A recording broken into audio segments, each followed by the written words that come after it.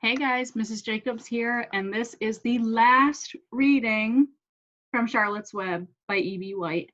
So today we're looking at chapters 21 and 22, but make sure you note that even though this is the last reading, next week you still have some assignments that go with Charlotte's Web for writing.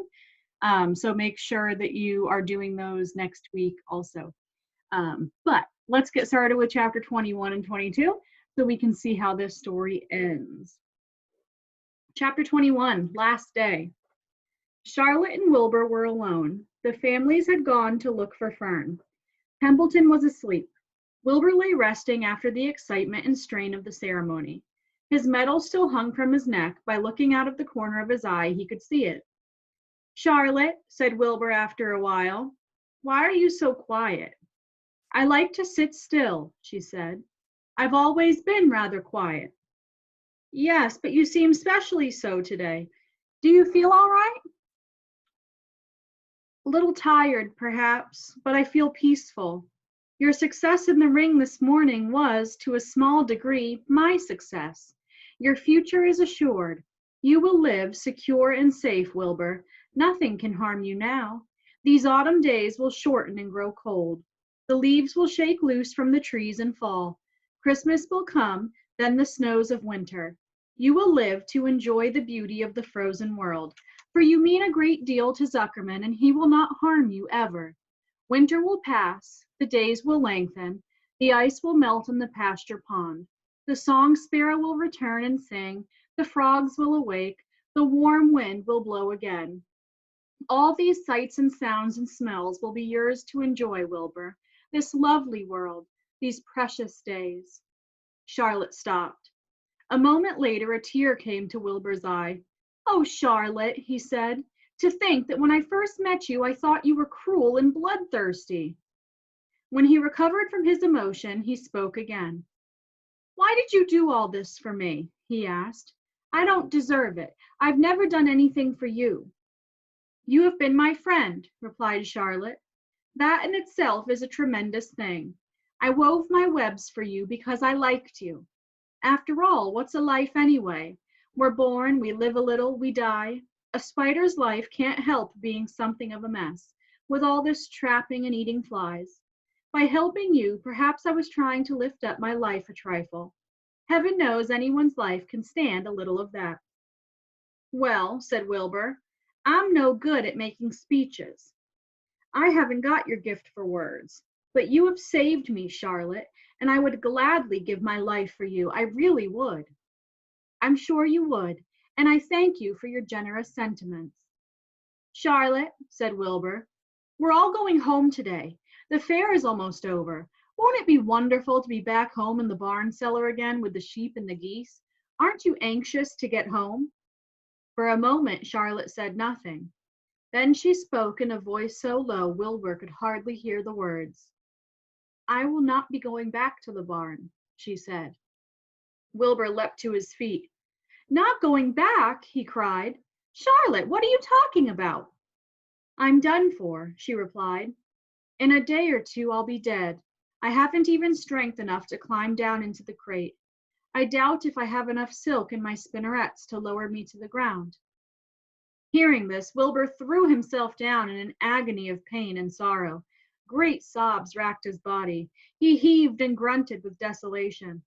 Charlotte, he moaned. Charlotte, my true friend. Come now, let's not make a scene, said the spider. Be quiet, Wilbur. Stop thrashing about. But I can't stand it, shouted Wilbur. I won't leave you here alone to die. If you're going to stay here, I shall stay too. Don't be ridiculous, said Charlotte. You can't stay here. Zuckerman and Lurvy and John Arable and the others will be back any minute now, and they'll shove you into that crate and away you'll go. Besides, it wouldn't make any sense for you to stay. There would be no one to feed you. The fairgrounds will soon be empty and deserted. Wilbur was in a panic. He raced round and round the pen. Suddenly he had an idea. He thought of the egg sack and the 514 little spiders that would hatch in the spring.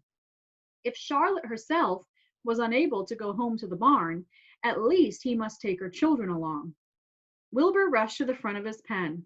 He put his front feet up on the top board and gazed around. In the distance, he saw the Arables and the Zuckermans approaching. He knew he would have to act quickly. "Where's Templeton?" he demanded. "He's in that corner under the straw, asleep," said Charlotte. Wilbur rushed over, pushed his strong snout under the rat, and tossed him into the air. "Templeton!" screamed Wilbur. "Pay attention!" The rat, surprised out of a sound sleep, looked first dazed, then disgusted. "What kind of monkey shine is this?" he growled. "Can't a rat catch a wink of sleep without being rudely popped into the air?" "Listen to me!" cried Wilbur. "Charlotte is very ill. She has only a short time to live. She cannot accompany us home because of her condition. Therefore, it is absolutely necessary that I take her egg sac with me. I can't reach it and I can't climb. You are the only one that can get it. There's not a second to be lost. The people are coming. They'll be here in no time. Please, please, please, Templeton, climb up and get the egg sac." The rat yawned. He straightened his whiskers. Then he looked up at the egg sac. "So," he said in disgust, "so it's old Templeton to the rescue again, is it? Templeton, do this. Templeton, do that. Templeton, please run down to the dump and get me a magazine clipping. Templeton, please lend me a piece of string so I can spin a web." "Oh, hurry," said Wilbur. "Hurry up, Templeton." But the rat was in no hurry. He began imitating Wilbur's voice. "So it's 'hurry up, Templeton,' is it?" he said. "Ho, ho, and what thanks do I ever get for these services, I would like to know? Never a kind word for old Templeton, only abuse and wisecracks and side remarks. Never a kind word for a rat." "Templeton," said Wilbur in desperation, "if you don't stop talking and get busy, all will be lost, and I will die of a broken heart. Please climb up." Templeton lay back in the straw. Lazily, he placed his forepaws behind his head and crossed his knees in an attitude of complete relaxation. "Die of a broken heart," he mimicked. "How touching. My. I notice that it's always me you come to when in trouble. But I've never heard of anyone's heart breaking on my account. Oh, no. Who cares anything about old Templeton?" "Get up," screamed Wilbur. "Stop acting like a spoiled child." Templeton grinned and lay still. "Who made trip after trip to the dump?" he asked. "Why, it was old Templeton. Who saved Charlotte's life by scaring that Arable boy away with a rotten goose egg? Bless my soul, I believe it was old Templeton. Who bit your tail and got you back on your feet this morning after you had fainted in front of the crowd? Old Templeton. Has it ever occurred to you that I'm sick of running errands and doing favors? What do you think I am, anyway, a rat of all work?" Wilbur was desperate. The people were coming, and the rat was failing him. Suddenly, he remembered Templeton's fondness for food. "Templeton," he said, "I will make you a solemn promise. Get Charlotte's egg sac for me, and from now on, I will let you eat first when Lurvy slops me. I will let you have your choice of everything in the trough, and I won't touch a thing until you're through." The rat sat up. "You mean that?" he said. "I promise. Cross my heart." "All right, it's a deal," said the rat. He walked to the wall and started to climb. His stomach was still swollen from last night's gorge. Groaning and complaining, he pulled himself slowly to the ceiling. He crept along till he reached the egg sac. Charlotte moved aside for him. She was dying, but she still had strength enough to move a little. Then Templeton bared his long, ugly teeth and began snipping the threads that fastened the sack to the ceiling. Wilbur watched from below. "Use extreme care," he said. "I don't want a single one of those eggs harmed." "This stuff sticks in my mouth," complained the rat. "It's worse than caramel candy." But Templeton worked away at the job and managed to cut the sack adrift and carry it to the ground, where he dropped it in front of Wilbur. Wilbur heaved a great sigh of relief. "Thank you, Templeton," he said. "I will never forget this as long as I live." "Neither will I," said the rat, picking his teeth. "I feel as though I'd eaten a spool of thread. Well, home we go." Templeton crept into the crate and buried himself in the straw. He got out of sight just in time. Lurvy and John Arable and Mr. Zuckerman came along at that moment, followed by Mrs. Arable and Mrs. Zuckerman and Avery and Fern. Wilbur had already decided how he would carry the egg sac. There was only one way possible. He carefully took the little bundle in his mouth and held it there on top of his tongue. He remembered what Charlotte had told him. but the sack was waterproof and strong. It felt funny on his tongue and made him drool a bit, and of course he couldn't say anything. But as he was being shoved into the crate, he looked up at Charlotte and gave her a wink. She knew he was saying goodbye in the only way he could, and she knew her children were safe. Goodbye, she whispered. Then she summoned all her strength and waved one of her front legs at him. She never moved again. The next day, as the Ferris wheel was being taken apart and the race horses were being loaded into vans and the entertainers were packing up their belongings and driving away in their trailers, Charlotte died. The fairgrounds were soon deserted. The sheds and buildings were empty and forlorn. The infield was littered with bottles and trash. Nobody of the hundreds of people that had visited the fair knew that a gray spider had played the most important part of all. No one was with her when she died. Chapter 22, A Warm Wind. And so Wilbur came home to his beloved manure pile in the barn cellar. His was a strange homecoming. Around his neck he wore a Medal of Honor. In his mouth he held a sack of spider's eggs. There is no place like home, Wilbur thought, as he placed Charlotte's 514 unborn children carefully in a safe corner. The barn smelled good. His friends, the sheep and the geese, were glad to see him back. The geese gave him a noisy welcome. Congratulations, they cried. Nice work. Mr. Zuckerman took the medal from Wilbur's neck and hung it on a nail over the pig pen, where visitors could examine it. Wilbur himself could look at it whenever he wanted to. In the days that followed, he was very happy. He grew to a great size. He no longer worried about being killed, for he knew that Mr. Zuckerman would keep him as long as he lived. Wilbur often thought of Charlotte. A few strands of her old web still hung in the doorway. Every day, Wilbur would stand and look at the torn, empty web, and a lump would come to his throat.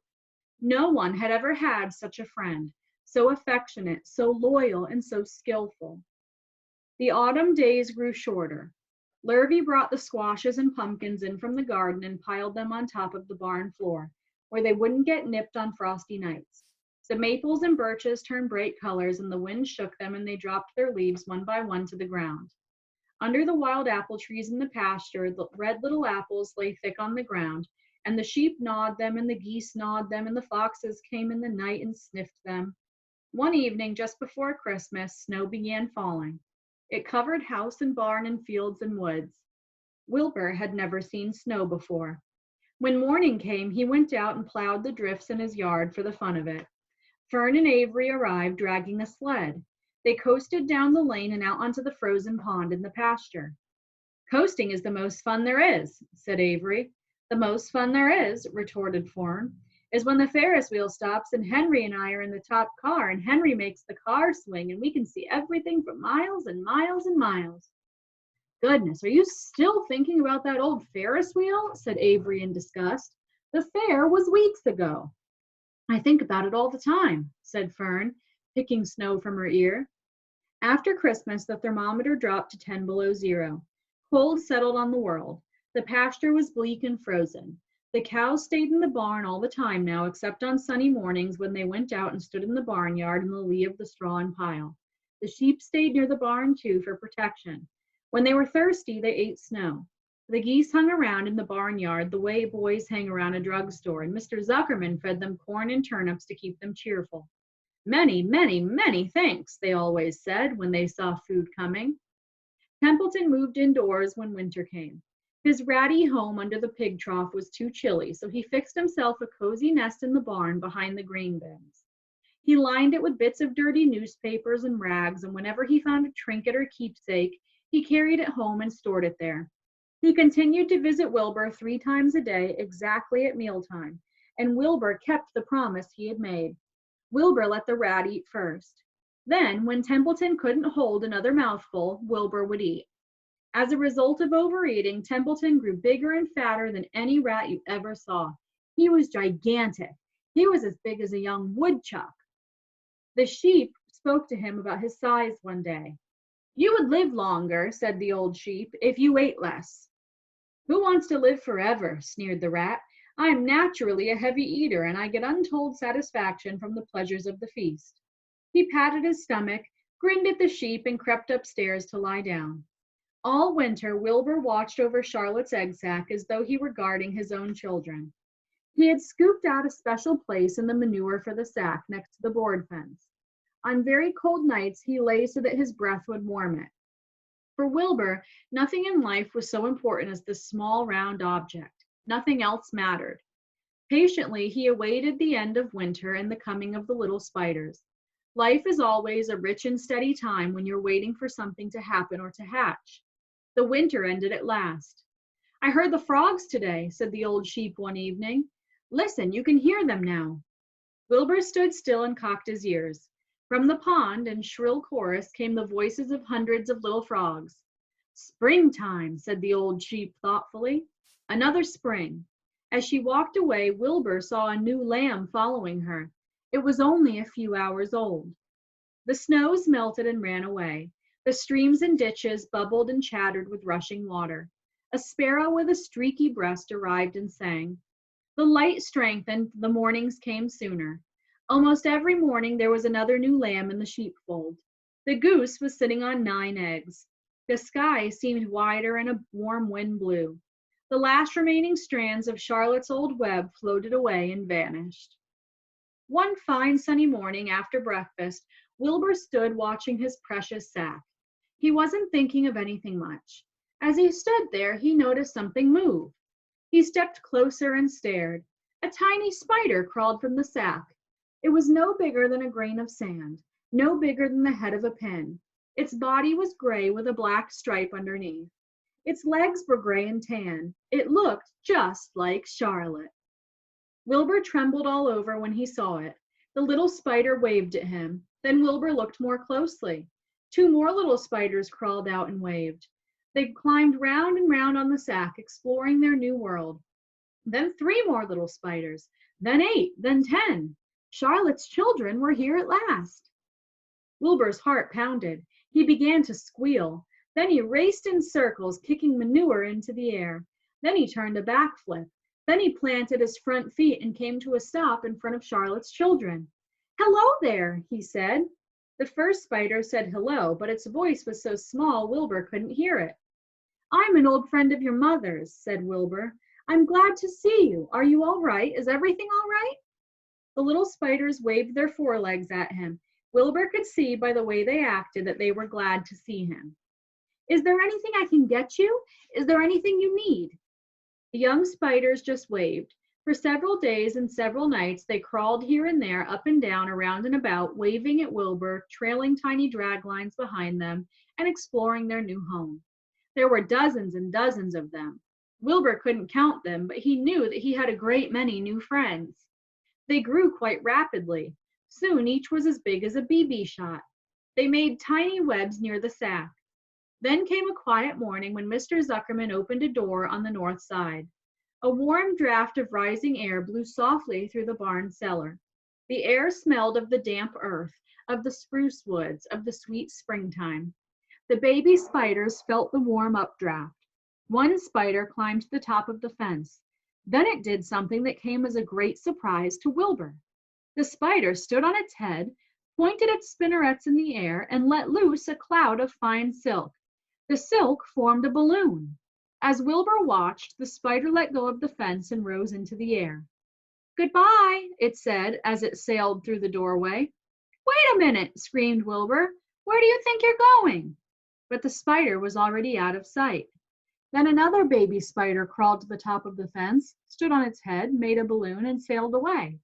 Then another spider, then another. The air was soon filled with tiny balloons, each balloon carrying a spider. Wilbur was frantic. Charlotte's babies were disappearing at a great rate. "Come back, children," he cried. "Goodbye," they called. "Goodbye, goodbye." At last, one little spider took time enough to stop and talk to Wilbur before making its balloon. "We're leaving here in the warm updraft. This is our moment for setting forth. We are aeronauts, and we are going out into the world to make webs for ourselves." "But where?" asked Wilbur. "Wherever the wind takes us. High, low, near, far, east, west, north, south. We take to the breeze. We go as we please." "Are all of you going?" asked Wilbur. You can't all go. I would be left alone with no friends. Your mother wouldn't want that to happen, I'm sure." The air was now so full of balloonists that the barn cellar looked almost as though a mist had gathered. Balloons by the dozen were rising, circling, and drifting away through the door, sailing off on the gentle wind. Cries of "Goodbye, goodbye, goodbye" came weakly to Wilbur's ears. He couldn't bear to watch any more. In sorrow, he sank to the ground and closed his eyes. This seemed like the end of the world, to be deserted by Charlotte's children. Wilbur cried himself to sleep. When he woke, it was late afternoon. He looked at the egg sack. It was empty. He looked into the air. The balloonists were gone. Then he walked drearily to the doorway where Charlotte's Web used to be. He was standing there, thinking of her, when he heard a small voice. "Salutations," it said. "I'm up here." "So am I," said another tiny voice. "So am I," said a third voice. "Three of us are staying. We like this place, and we like you." Wilbur looked up. At the top of the doorway, three small webs were being constructed. On each web, working busily, was one of Charlotte's daughters. "Can I take this to mean," asked Wilbur, "that you have definitely decided to live here in the barn cellar, and that I'm going to have three friends?" "You can indeed," said the spiders. "What are your names, please?" asked Wilbur, trembling with joy. "I'll tell you my name," replied the first little spider, "if you'll tell me why you're trembling." "I'm trembling with joy," said Wilbur. "Then my name is Joy," said the first spider. "What was my mother's middle initial?" asked the second spider. "A," said Wilbur. "Then my name is Aranea," said the spider. "How about me?" asked the third spider. "Will you just pick out a nice sensible name for me? Something not too long, not too fancy, not too dumb?" Wilbur thought hard. "Nellie," he suggested. "Fine, I like that very much," said the third spider. "You may call me Nellie." She daintily fastened her orb line to the next spoke of the web. Wilbur's heart brimmed with happiness. He felt that he should make a short speech on this very important occasion. "Joy, Aranea, and Nellie," he began, "welcome to the barn cellar. You have chosen a hallowed doorway from which to string your webs. I think it is only fair to tell you that I was devoted to your mother. I owe my very life to her. She was brilliant, beautiful, and loyal to the end. I shall always treasure her memory. To you, her daughters, I pledge my friendship forever and ever." "I pledge mine," said Joy. "I do too," said Aranea. "And so do I," said Nellie, who had just managed to catch a small gnat. It was a happy day for Wilbur, and many more happy, tranquil days followed. As time went on and the months and years came and went, he was never without friends. Fern did not come regularly to the barn anymore. She was growing up and was careful to avoid childish things, like sitting on a milk stool near a pig pen. But Charlotte's children and grandchildren and great-grandchildren, year after year, lived in the doorway. Each spring there were new little spiders hatching out to take the place of the old. Most of them sailed away on their balloons, but always two or three stayed and set up housekeeping in the doorway. Mr. Zuckerman took fine care of Wilbur all the rest of his days, and the pig was often visited by friends and admirers, for nobody ever forgot the year of his triumph and the miracle of the web. Life in the barn was very good. Night and day, winter and summer, spring and fall, dull days and bright days. It was the best place to be, thought Wilbur, this warm, delicious cellar with the garrulous geese, the changing seasons, the heat of the sun, the passage of swallows, the nearness of rats, the sameness of sheep, the love of spiders, the smell of manure, and the glory of everything. Wilbur never forgot Charlotte. Although he loved her children and grandchildren dearly, none of the new spiders ever quite took her place in his heart. She was in a class by herself. It is not often that someone comes along who is a true friend and a good writer. Charlotte was both. The end. Right, so I hope you liked Charlotte's Web. So make sure you hop on Google Classroom and you do your assignment for today for Charlotte's Web. And again, don't forget to hit the turn in button. Don't forget that next week, even though you don't have a reading to watch, you still have a couple of Charlotte's Web assignments to do before we start working on something different. Okay, So I will talk to you guys next time you have some kind of reading to watch. All right, see you guys later. Bye.